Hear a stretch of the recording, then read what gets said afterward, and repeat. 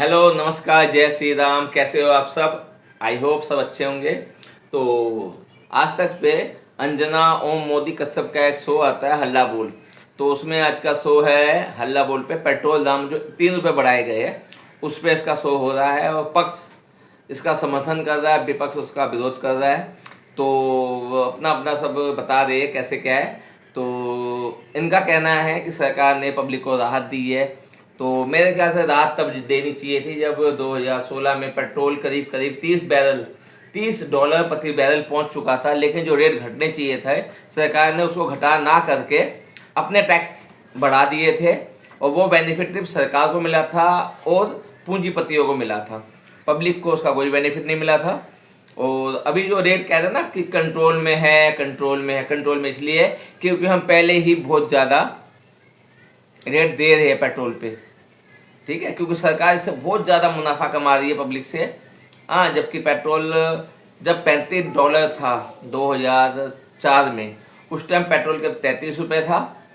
लेकिन जब 13-14 में 76 से 82 रुपये का हाइक आया था तो हमें याद रखना चाहिए कि उस टाइम प्रति बैरल 114 से 147 डॉलर प्रति बैरल हो गया था। इस मुद्दे को बहुत बनाया गया है कि बहुत हुई पेट्रोल की मार। अब के बाद मोदी सरकार आई, पेट्रोल के दाम घट गए थे।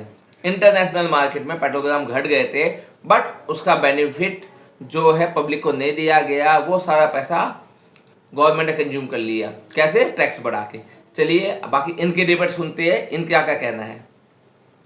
देश, किसी भी देश के पास उसका फॉरेक्स यानी जो विदेशी मुद्रा भंडार यानी सिंपल भाषा में डॉलर, वो सीमित होता है। जो अभी हमारे पास 700 अरब डॉलर के आसपास है, जो कि नेचुरल, मतलब उसमें कोई संकट की स्थिति नहीं है। लेकिन उसी डॉलर से हम क्या क्या विदेश से खरीदते हैं? फ्यूल यानी पेट्रोल, डीजल, कच्चा तेल जो भी हम खरीदते हैं, फर्टिलाइजर जो किसानों के लिए अनिवार्य है, उसी से हम सोना, अन्य दवाइयां भी खरीदते हैं। तो अगर सोने को 1 साल तक छोड़ देंगे तो हमारे पास एक कुशन रहेगा कि हम भाई कच्चे तेल के निर्यात में या खरीद में या फिर फर्टिलाइजर की खरीद में कोई दिक्कत ना आए। अगर ये सब उपाय सुझाए जा रहे हैं, 1000 करोड़ रुपए का तेल कंपनियों को रोज नुकसान हो रहा है, तो क्या प्रॉब्लम है इसमें? सवाल ये है कि हमने तो इन्होंने एक लाइन में बता दी कि 1 साल सोना ना खरीदे, इससे क्या फर्क पड़ता है। अरे बाबूजी, करीब करीब 85 से 90 लाख वर्कर इस फील्ड में जुड़े हुए हैं, जो मैन्युफैक्चरिंग करते हैं, जो हाथ से कारीगर के चीज़ें बनाते हैं। उनका भरण पोषण कौन करेगा? उनकी रोटी खाने का कौन जुगाड़ करेगा? इन्होंने तो एक लाइन में बोल दिया 1 साल सोना ना खरीदे। अब मैं बोल दूं कि 1 साल ये फलाना चीज ना खरीदो, तो उससे जुड़े जो व्यापार के बंदे हैं, अभी कूचा महाजन दिल्ली के जो व्यापारी है, उन पे एक बंदे पे 30 40 एम्प्लॉय है, 20-25 एम्प्लॉय है। अगर ना खरीदे, वो जो 20 एम्प्लॉयज को पैसा देना है, उनकी रोजी रोटी चल रही है, 20 एम्प्लॉय है तो उनकी फैमिली लेकर 60-70 बंदे हो जाएंगे। उनका भरण पोषण कौन करेगा? क्या गवर्नमेंट ने ये बताया अभी तक हमें? उन्होंने तो एक बार आके बस वो रायता फैला के चले जाते हैं और मीडिया उनको समेटने में लगी जाती है, और भक्त जो है, अंधभक्त जो है, वो मीडिया को समेटने में लगी जाती है। क्या हो जाएगा 1 किलो 1 साल सोना नहीं खरीदेंगे? हम जैसे, मेरा भी सोने का काम है, हम हाथ की कारीगरी करते हैं, ठीक है ना। अगर काम ही नहीं होगा तो हम घर कैसे चलाएंगे? बाकी इनके सुनते हैं। चलिए। सुना था जब भारतीय जनता पार्टी की सरकार आई थी तो मेक इन इंडिया होगा। तो जब सब मेक इन इंडिया अगर हो गया होता तो आज शायद हमें इतनी इंपोर्ट की जरूरत नहीं पड़ती। आज आयात का व्यापार घाटा कितना है? 240 अरब डॉलर। ये हम घाटे में जी रहे हैं। क्या घाटा है? और उसके बाद आज देखिए, जब भी हम चीजें खरीदते हैं, चाहे सोना खरीदते हैं, चाहे तेल खरीदें, हमें डॉलर में खरीदना पड़ता है। गोल्ड को मेक इन इंडिया कैसे करेंगे? जरा बता दीजिए ना। बीच में नहीं बोला मैंने, आपका सम्मान किया। गोल्ड को मेक इन इंडिया कैसे करेंगे बता दीजिए, छात्र जानना चाहते हैं। अगर इस तरह से होगी तो मैं आपके बीच में बोल सकता था। मैंने समय, मेरी बात सुनिए। बीच में डिस्टर्ब करने से कोई आनंद आ रहा है क्या? आनंद आ रहा है क्या? तुमने देश को महंगाई में ढकेल के आनंद आ रहा है क्या? नहीं, देश को महंगाई में ढकेल के आनंद आ रहा है क्या? सवाल बात करें। ये वो लोग हैं जो देश की सच्ची बात को जनता के सामने जाना नहीं देना चाहते। आज डॉलर की क्या कीमत है बताइए? रुपए के मुकाबले कहां पहुंच गया है? 95 रुपए पे पहुंच गया है। और ये सोना और कच्चा तेल हम खरीदते हैं तो डॉलर में खरीदते हैं ना। इसके मतलब हमारा रुपया कितना कमजोर हो रहा है। अगर रुपया मजबूत होता तो शायद हमारी अर्थव्यवस्था मजबूत हो रही होती, लेकिन आपने ऐसा होने नहीं दिया। ऊपर से बातें कह रहे हैं। अभी अंजना जी ने मुझसे सवाल पूछा कि भाई 1000 करोड़ रुपया का नुकसान हो रहा है कंपनियों को। तो कंपनियों को जब फायदा हो रहा था 2015 में, तो कच्चा तेल 52 रुपए प्रति बैरल था। तब तो आपने पेट्रोल के दाम तो कम नहीं किए थे पेट्रोल डीजल के, तब तो कंपनियां कमा रही थी। 2016 में 44 यहां पे डॉलर प्रति बैरल था, तब पेट्रोल डीजल का दाम कम नहीं हुआ, तब तो कंपनियां कमा रही थी। तब कंपनियों ने क्यों नहीं वहां पे पेट्रोल डीजल का दाम कम किया सरकार ने, मैं पूछना चाहता हूं। और कोरोना काल में तो सबसे निम्न स्तर पर था, यहां पे $42 प्रति बैरल मिल रहा था, तब भी आपने कम नहीं किया, तब कंपनियां कमा रही थी। कंपनियां कमाएंगी तो ठीक, अब जरा सा थोड़ी कंपनी को दिक्कत आई है तो सजा जनता भुगतेगी, तब सरकार नहीं भुगतेगी, तब सजा जनता भुगतेगी अगर कंपनी को नुकसान हो रहा है। लेकिन कंपनी को फायदा होता है तब सरकार चुप्पी साध जाती है। यह देश के अंदर हो रहा है, कमाल की बात है। आप सारी महंगाई, एक मिनट मेरी बात पूरी हो जाए, देखिए कैसे कमाल के लोग हैं, इनसे बातें करो। मैं थोड़ा सा हट रहा हूं मुद्दे से। नीट का पेपर लीक हुआ, रद्द हुआ, बच्चे ने सुसाइड कर लिया। जब सवाल पूछा जाता है कि लखीमपुर के बच्चे ने सुसाइड किया, जिम्मेदार कौन, तो पता क्या बोलेंगे, 70 साल से तो आपकी सरकार थी। तभी 70 साल जाते हैं, 20 साल पीछे जाते हैं, सवाल उठता है आप जिम्मेदारी से।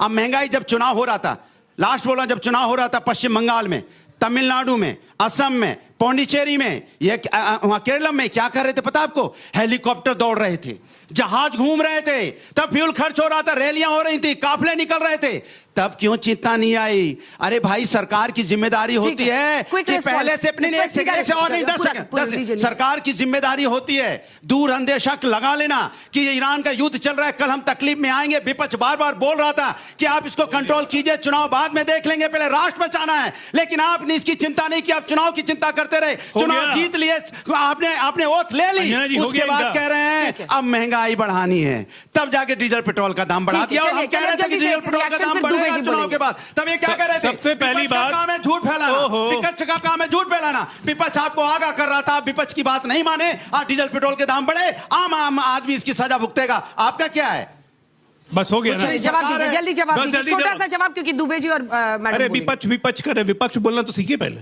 विपक्ष मैंने बोला है। एक बात बताता हूँ, सुनिए। सबसे पहली बात, मेक इन इंडिया बोला, मेक इन इंडिया। पेट्रोल कैसे मेक इन इंडिया करेंगे और गोल्ड कैसे मेक इन इंडिया करेंगे? आलू घुसाओ, गोल्ड निकालो, आलू घुसाओ, गोल्ड निकालो, मेक इन इंडिया हो गया।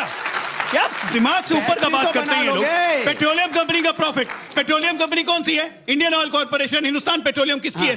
सरकारी सार्वजनिक कंपनी है। तो फिर जनता को अखिलेश की कंपनी नहीं है। यहाँ पे कच्चा तेल सस्ता मिल रहा था, तब आपने सस्ता नहीं किया पेट्रोल, और अभी रोने लग गए। छोड़िए जनता की बात कीजिए। फडणवीस जी मोटरसाइकिल से पहुंचे विधानसभा, साइकिल पे चलेंगे सब लोग अब। हाँ? साइकिल पे आप तो चलते नहीं, साइकिल पे चलना पड़ेगा। अब मैं आपको बता रहा हूँ, इनके कुछ नेता चलने लगे हैं, बीजेपी के चलने लगे। अच्छा, आने वाले दिनों में सभी को साइकिल पे चलना पड़ेगा। हम सारे लोग, कितने लोग हैं, लगभग 200-300 लोग हैं, आपको मंजिल तक पहुंचाएगी, आपको स्वास्थ्य भी अच्छा रखेगी। गुरुजी को ले जाएंगे अभी बाहर, आना पड़ेगा, कैमरे के साथ ले जाएंगे और इनकी गाड़ी आपको दिखाएंगे। गाड़ी नहीं होती है, गाड़ी होती है इनकी, जिससे ये आए होंगे। भगवान करे आपके मुंह में घी शक्कर, भगवान करे आपके मुंह में घी शक्कर, बोल तो रहा हूं। दुबे जी मोर्चा संभालिए और पहले बता दीजिए किधर से बैटिंग करने वाले हैं। आजकल आप बहुत राष्ट्रवाद के नाम पर इधर झुके झुके से नजर आते हैं, लेकिन ये 3-3 रुपए की जो लोगों की बोझ पर असर पड़ रहा है, सीधा अंजना जी नमस्ते। एक गाने से शुरू करता हूँ, गाने के बोल हैं, हम पागल नहीं हैं भैया, न हमारा दिमाग खराब है, हम सिर्फ दुखी तब होते हैं जब ये भाजपाई कहते हैं सरकार हमारी है, समस्या तुम्हारी है।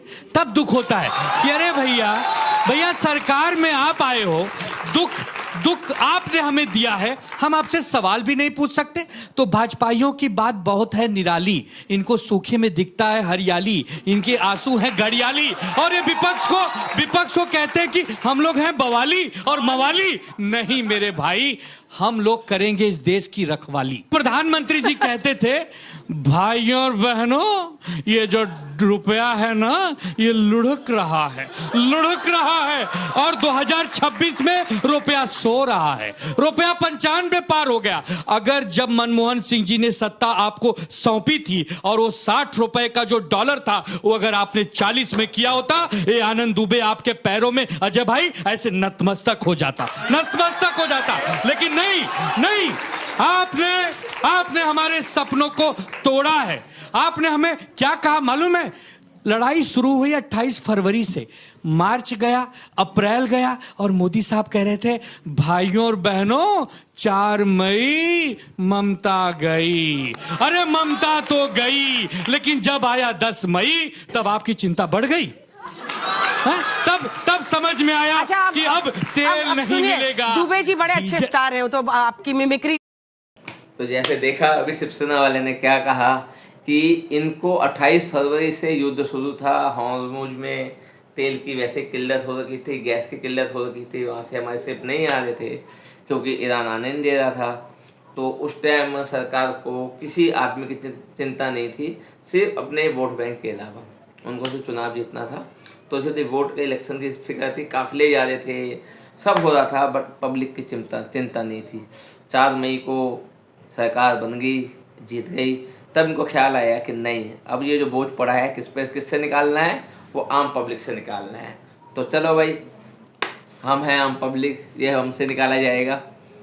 तो इसी के साथ आज का यहीं पे ख़त्म कर रहा हूँ, और शुभ रात्रि, सब अच्छे रहे, भले रहे, और हमारे साथ बने रहे। सब्सक्राइब करें वीडियो को, और चैनल को सब्सक्राइब करें, वीडियो को शेयर करें।